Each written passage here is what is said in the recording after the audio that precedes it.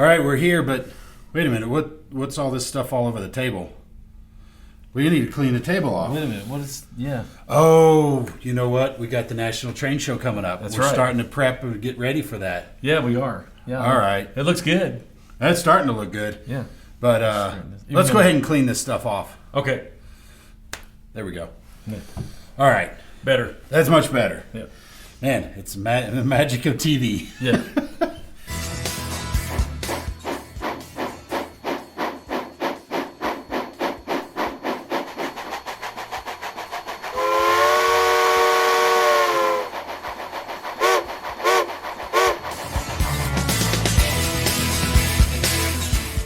All right. Well, good morning, good afternoon, good evening, wherever you are out there in the world.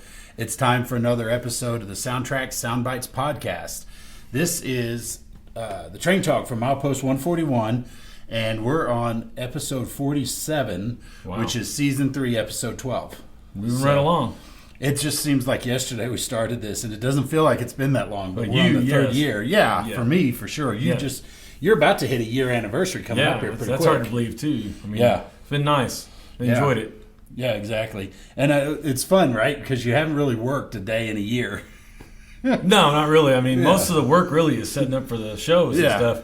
Then you work there, set up that booth and haul all that stuff, and schlepping it back and forth. But other than that, no.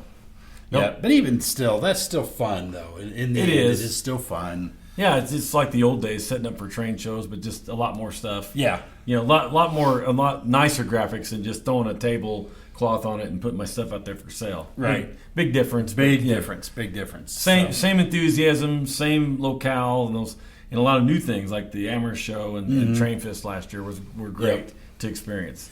Yep. And so as we alluded at the beginning, we got the National Train Show coming up. We have also got St. Louis RPM coming up. So those are the next 2 shows we'll be at. So be sure to come see us at those shows. Yep. Granted, that's still a little bit more than a month away from the airing of this episode. Yeah. But we got time. Oh, yeah. You got time to register and come out and see us there because we're looking forward to it. Yep. Always look forward to it. St. Louis RPM is one of the best, probably the biggest or one of the biggest in the. It is the biggest RPM in the country. Yep. And then you got the National Train Show about a week later, I think. Yeah, it's a week later. It's August 1st and 2nd in Chattanooga, Tennessee. Right. Okay. So we're looking forward to that. A lot of good stuff coming up. So, I mean, really, so if you're in the area or have any inkling, come on out. Those are some great events, and be sure to come by and see us. Yep. So with that, let's see. Also, with this summer, I know a lot of people travel for the summer. Right. They come out to Durango, Colorado to come ride the world-famous Durango and Silverton Railroad. Right. And just want to let you guys know, if you are in town to ride the railroad or to do whatever, passing through whatever, give us a call because we'll be happy to give you a tour of the facilities.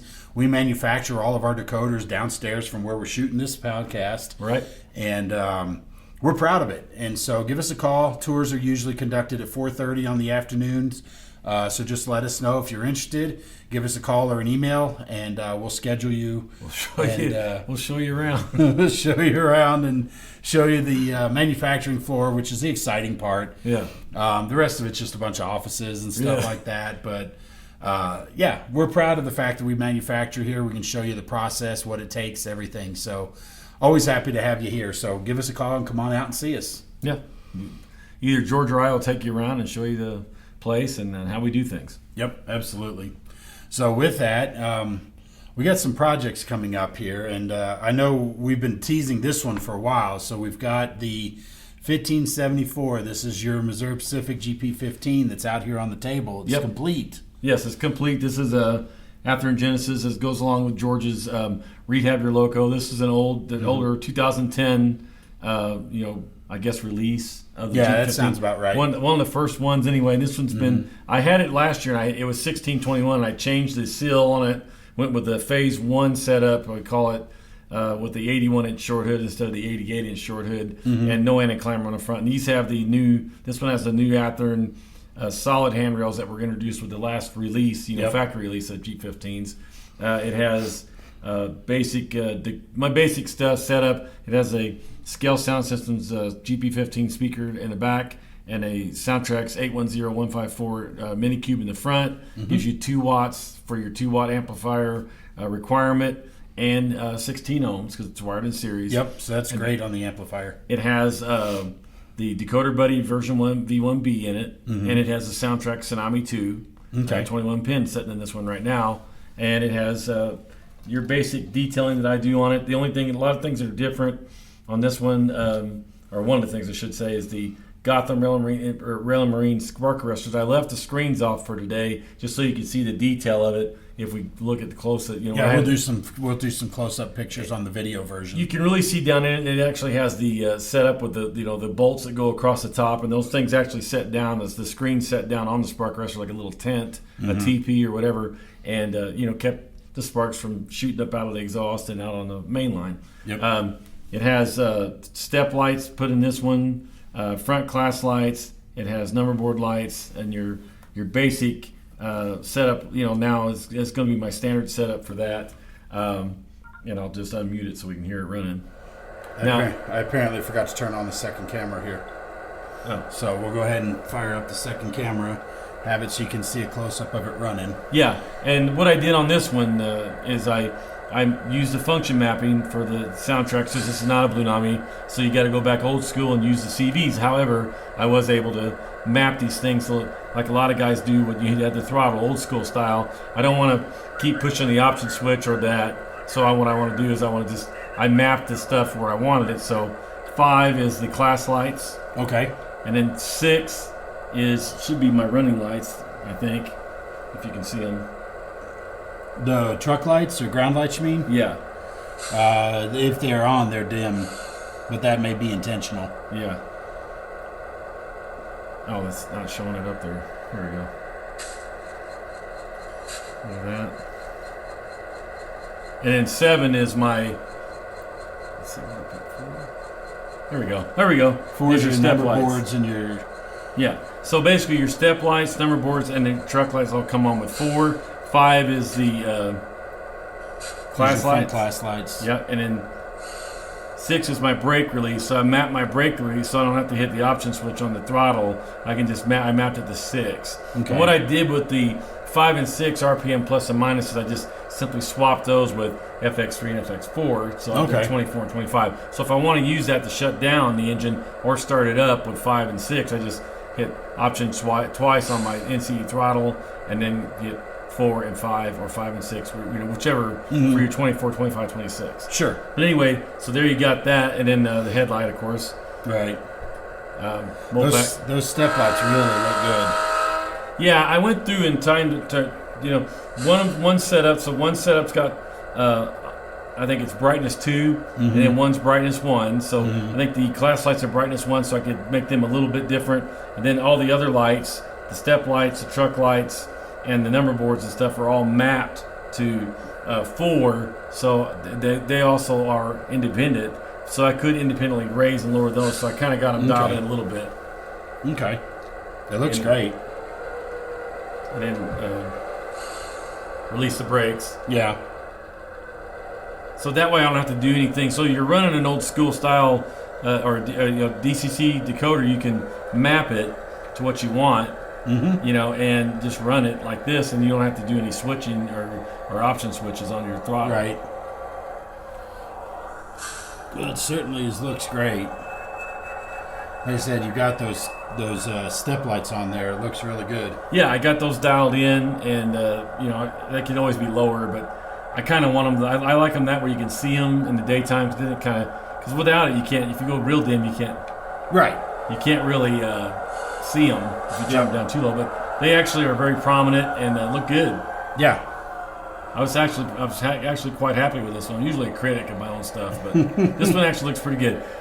Painting is True Color paint, Jake's Blue with 2 parts Pullman green, and that gives it that hue that I remember Mopac as. And then the decals, the numbers, the cab emblems, the like your warning labels and stuff, and your truss plates are all PDC.ca, William Brillinger, Billy Cows for the win. The striping on the front and the side sills and stuff is all painted on. Okay. and then your microscale contribution is your builder's plates, and then your front and rear chevrons are your microscale decals. Okay. And Nice. that's basically it. Wipers are A-line on this one because this was a rebuild, so I didn't use the etch metal. There's nothing wrong with the Athearn etch metal; they look great. But these are the A-line and Detail Associates tandem inside of it. And then it's got your basic Mopac paint job, and I would like to rev it up. Yeah, of course. But I was very happy with it. Oh, and it has the Northwest Shortline semi-scale Code 88 wheels. Okay. This is an older one, so it gets you an extra 35 thousandths of an inch on that axle tip coming into your pickup strips, which are soldered and back to the board, but it gives you solid. This one also has the new Current Keeper 3 in it. Okay. So when I run it across a switch at home, a non-powered frog switch, the lights don't flicker or anything now. It gives you half second or so. Yeah. Which is what that was designed for. Right. That's all you really need. But yeah, she turned out pretty good. I'm pretty happy with her. Got 2 more in the works. These are going to be different ones. They'll have the 4-stack versions, which Athearn has not done yet. However, they are correct right out of the box. So hint, Athearn, when you see this next one coming. This one actually is no new tooling needed or nothing. You got all the parts already, so you'll see. But the next 2 are going to have 4-stack. They'll be in the 1600, like 1665 and 1676, I believe. Okay. And they'll be the 4-stack versions of these engines with the Blomberg B trucks and stuff too. Yeah, because that's the M trucks, the modified, right, with the snubber on them. Yeah, and the last thing is about this engine. This is 1574. This was the last engine that ever owned by the CNEI Railroad before Mopac merged them into the Mopac proper in July of '76.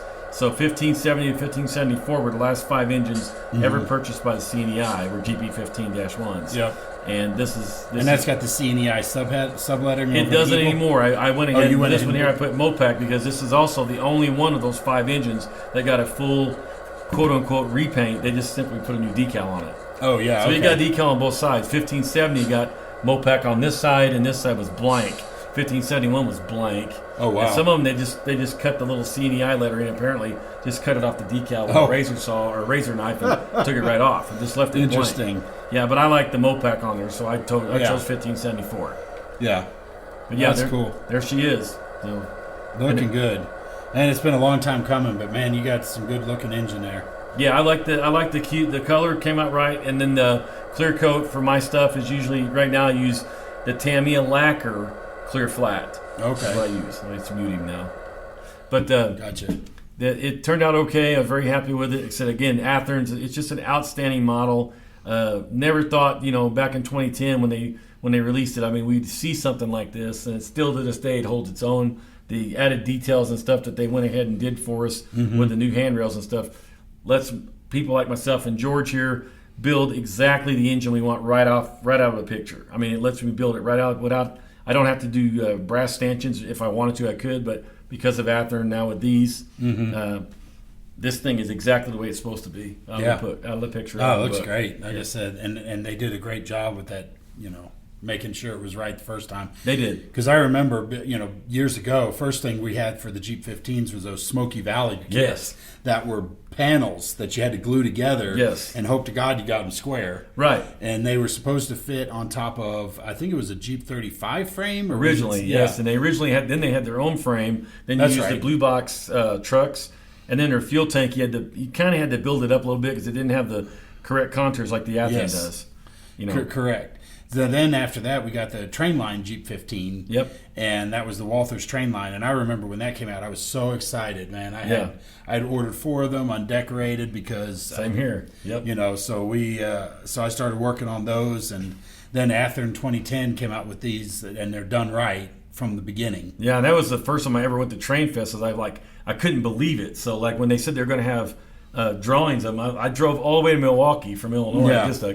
I got to see this for myself. And by God, they did. They had the pictures and everything up there. I was just freaked out. But I've been. It's my favorite engine in my home area, and yours too.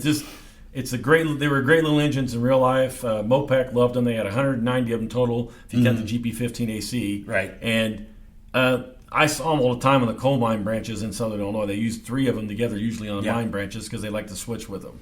I always think it's funny. They used to have 2 of them. Of course, I grew up in the Dallas-Fort Worth area, so they had 2 of them. They would run back and forth. Tower 55. Right. And they just run them back and forth because Mopac controlled that crossing, that intersection. Yeah. So they would run Jeep 15 back and forth until their train came in. Then they would run their train through. Then the Santa Fe, the Burlington Northern, the Southern Pacific, and all those other trains would then start a parade afterward. So they were doing it like to hold it up. They were just doing it to hold it up. Yeah. But it was always fun seeing them running back and forth across that tower. And they go east-west, because they had the Lancaster yard, and then they would come over to the T&P building in Fort Worth. And so you'd see 3 or 4 trains sitting there. You're like, come on, I want to see something up. Nope, here comes our 15s again. Yeah. Nope, here comes the 15s again. So that's what they're doing, because I've seen videos of that. I always wonder, like, could you just see them running light? I'm like, what in the world? That's what they were doing. Yeah, well, that's cool. That sounds like Mopac. Yep. So anyway, I remember sitting there many times down at Tower 55 watching that when I was around 14, 15 years old. And just like, man. Yeah, then I just used to stand, me and my friend, school friend Alex Batts, we used to go down to the yard there in West Frankfort, Illinois, and watch them 2 or 3 of these things moving those coal hoppers back and forth. And, it was great too, but my dad didn't like it because they blocked the grade crossings in town. It used to really irritate him because he would be on his way trying to go somewhere, and then you'd be sitting there until they'd shove back into the yard. But for us, young guys at that time, this was all we didn't think there was any other railroad but Mopac. Yeah, exactly. So. Well, my project is coming along. Yes. I don't have it to show, but I will have it to show next time we air this. Because I've got it painted, decaled. Now all I got to do is finish up the lights. Yep. Put that in there. The decoder's mostly ready to install. I got the 21 pin to plug into it. Right. Into the decoder buddy. And let me see, what else is... Oh, and I want to do a light weathering on it, too. Yeah. It looks great, though. I've seen it. So, and I noticed that some people guessed it right in the last... as of this recording, the last publication. See, I didn't say nothing. I just kept quiet. No, you didn't. Believe it or not. So, if you guys want to know what it is, you can always go back and watch those old podcasts and see what I might be working on. But I'm really excited about it, and it looks fantastic. It does. I just put the etched metal grills on it last night, and and the other thing, folks, I'm telling you what, this is a paint scheme that it's just so awesome. I mean, I remember it whenever I was younger. I mean, it goes back to, I'm not old enough, I can remember that's what's bad, but it's also good. Well, it's Mopac. It's right, it's Mopac. So, I mean, it was just, to me, it was one of the most awesome things I ever saw. Yeah. So, but anyway, we'll hopefully be able to show that off next week. And I've been working on this one now more or less exclusively for a couple months now. So gathering details and working on it. And the cool thing is I got 3 more body shells that are the same that I'll do upgrading after this one's done. This one's kind of been, for lack of a better term, a guinea pig / I want to get it done now, strike while the iron's hot, so to speak. But it's also a great throwback to what I call old school modeling, because he did a lot. Oh, yeah. He used ready available detail parts, but they're still detail parts. Mm-hmm. He kit bashed and scratch built parts for this engine, and used an existing engine, new technology, 3D printing brought into it also for parts of it. But it's all been, and then combined into the classic, prime it, paint your own, decal your own. Before we had the beautiful models we had today, this is what you had to do to get something like this. Yeah. So George has done that with this engine, and again, it's so period correct right now and so appropriate too. So yes. Yeah. I'm looking forward to, and it's been fun. And so now I'm ready to get this one done so I can start working on the other 3 and get those running, because then that'll give me a fleet of, I almost gave it to you. Engines. So, engines, there you go. Diesels. So, I can say diesels. There you go. Diesels. Yeah, that's not a big shock. Yeah, no. So. No, not really. They're used to it. But anyway, make sure you tune in next podcast after this one, and you'll be able to see it for the full reveal. I'm real excited about it. So am I. So there we go. Yeah. So anyway, with that, we'll move into a tech tip. This is something that you kind of alluded to a little bit when you were talking about your Tsunami 2 there, right? In the fact that when it comes to CVs, First off, a lot of people are a little nervous about changing CVs because they're afraid that if they type in the wrong value or something like that, they're going to break their decoders. And that's one thing I can assure you with SoundTraxx products is that you can't break the decoder by changing a CV value. You can go in and, let's say for argument's sake, we've got 44 air horns on here, 0 through 43. Right. So let's say you're accidentally, and I'll use me as an example here, let's say I fat finger a whistle number 53 into there. Right. Or whatever, and I accidentally do it, and I hit the enter button. Well, that's beyond the range. So what happens? Well, the decoder has software in there that's smart enough to know, that's not a choice. Right. And so therefore it defaults it back to 0 so that you can't break it. Because if we didn't have that special software in there, then if you accidentally chose 53, because it's easy for an engineer to say, well, why would he choose 53? It's not a choice, right? Right.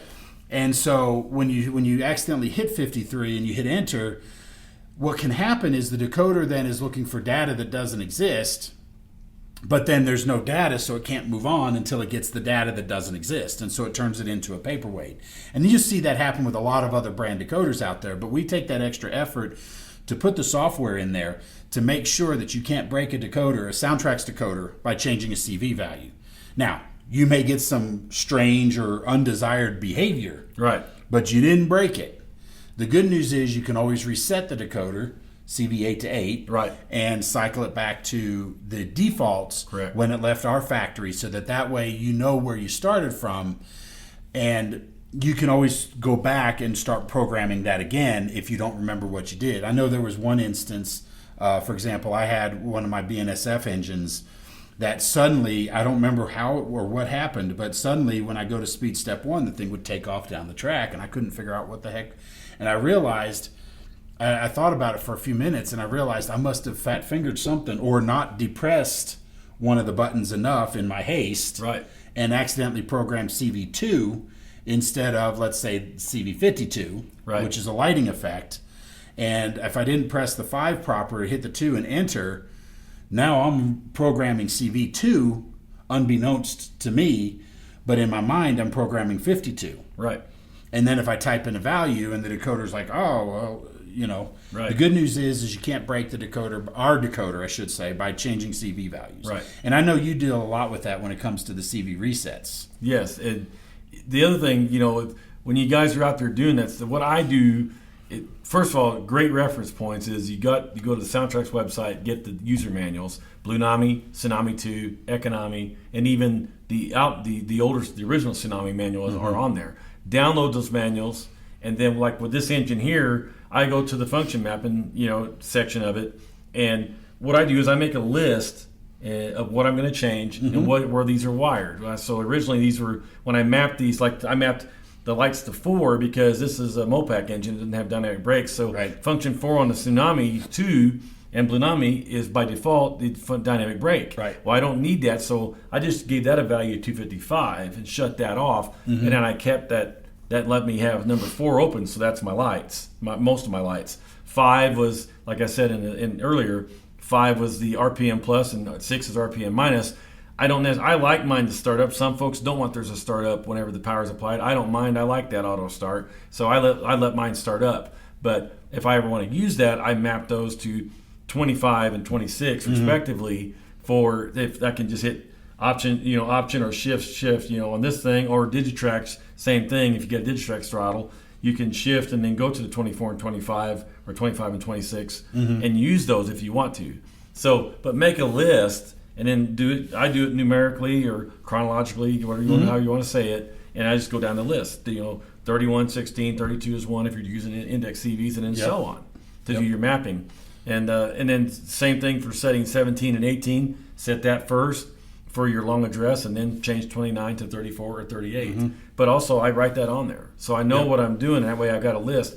And like we talked on the last podcast, we also have those cards and stuff. You can dealers can request those cards, but I like having the information in front of me. That way I can double check. And that, like what George is saying, when you go to programming these things, you can double check what you're doing, and then take a second look at it. Take your time. It doesn't take very long to do it at all, especially when you got it listed like that. Yeah, and you can keep a running list too. You can write down any changes. Like if you're changing volume, for example, if you're afraid that you're going to, no program or no CV is set in stone the minute you program it. Right. If you change it, you can change it again. And so like adjusting the volume, you could go in and like say take master volume, for example, CV128. I think they're too loud out of the package. Yep. So I usually turn that down to about 100. And if I think it's still too loud, I'll drop it down to like 75. Right.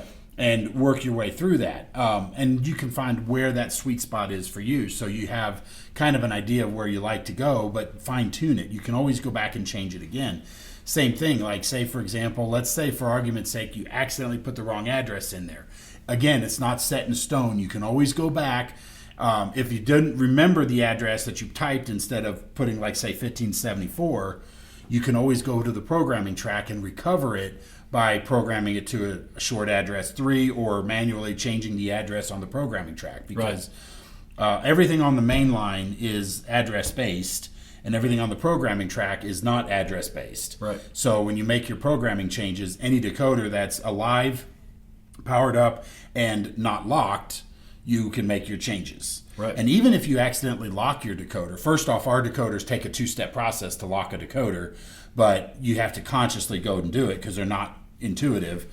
In other words, it's not right next to it. It's not 15, 16, and 14 or whatever it is. Right. It's actually CV30. You have to set that to a specific value, and then the lock is enabled. Right. So you can't accidentally lock it, but even if you did, you can still unlock it with a few guesses. And we've got some videos on that on our YouTube channel. So the bulk of what I wanted to point out is that if you take your time and experiment with the decoder, you may find some of the coolest features. We've got so many things built into the Tsunami 2, Blunami.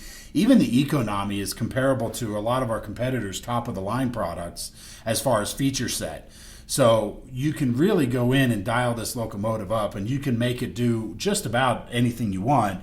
It's just the CVs, configuration variables, tell the decoder how to behave, and approach it with confidence. And like I said, if you have or Tom said anyway, is get their manuals, read through the manuals, experiment. You can decide, do I like this feature? If you don't, great, no problem, turn it off. Right. Change the CV back to off. Or if you get stuck, we're a phone call away. We answer our phones Monday through Friday, 9 to 5:30 Mountain Time. I should say, I almost said standard time, but it's daylight time right now. For now, yep. But give us a call. We'll answer the phone. We'll help you out. We'll give you personalized, assistance so that you make sure that you have your model working the way you want it to, so you can enjoy your hobby to the best of your desires. Right.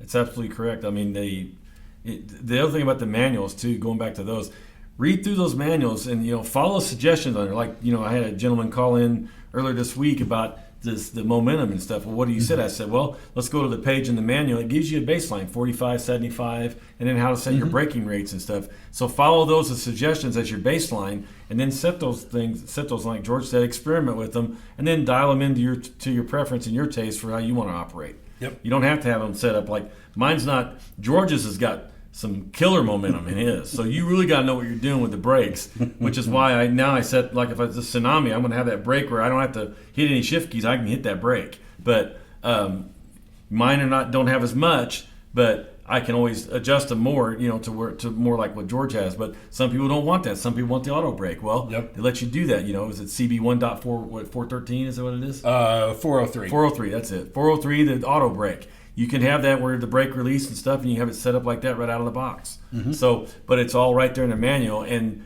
the reference points are there, and the examples are there. So follow the examples too. Yep. That's about everything I've got. Yeah. So experiment and know that you've got the confidence, and then, like I said, if you get stuck or you need assistance, we're a phone call away. Yep. So with that, I think we're pushing up against the 30-minute mark. So I think we'll go ahead and wrap it up for today. Yeah. But that thing's a beautiful thing. And for those of you guys listening on audio, be sure to check in the video and you get to see the pictures of it.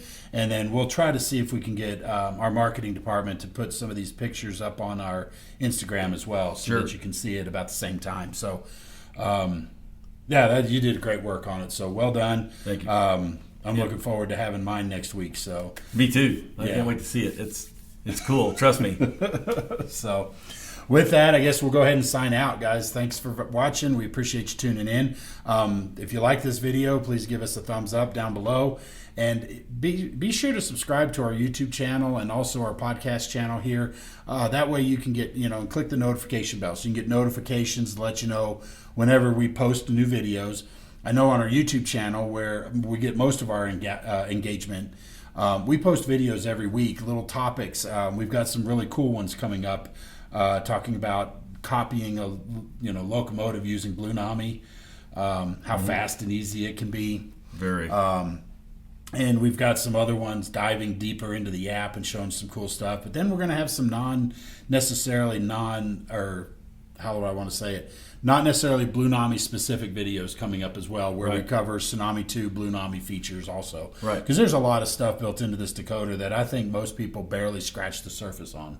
Yeah, I agree. And like this one here was customers requested last year when I got here about doing some. So I said, okay, I promise. So I'm keeping my promise. This is 2 Tsunami 2s in a row now. So yep, I give you guys like we give you both Blunami. I'm not going to do any economies because I don't think I have any of those at home. If I do, I could just buy one. Yeah, I was just saying. I'm pretty sure you have an in with the company. Yeah, I could probably get a deal, but I know a guy. Yeah, you know a guy. So anyway, but yeah, this is a Tsunami 2 because we had a request for that. So yeah. And it kind of shows you the function mapping and stuff. Then the Blunami is like the next level. It's up. It's even more of a user-friendly, intuitive. It's the user-friendly app is what to me is the selling point. It's intuitive. It's so much easier than this. Instead of writing stuff down, you just scroll through the menus. That and the thing most people forget is the Blunami is still a Tsunami 2. Right. So if you want to use the app to do all your setup and then use the DCC system to run your trains, great. You didn't lose that functionality. Right. Go for it. Do it. And that was what I originally, when I bought Blunami, that's what I bought it for, was the ease of programming. Because instead of writing the list down manually like this, which is not a big deal, the Blunami, like George alluded to in the next video also is coming up, is you can not only, you basically make those settings and then copy them to the phone and save them. And then each successive GP15 or whatever, there you go. Yep, you got carbon copies. So anyway, be sure to tune into the YouTube channel. And I think that's everything. So we'll go ahead and sign off. Thanks for watching and tuning in. And we'll see you guys next time. Bye now.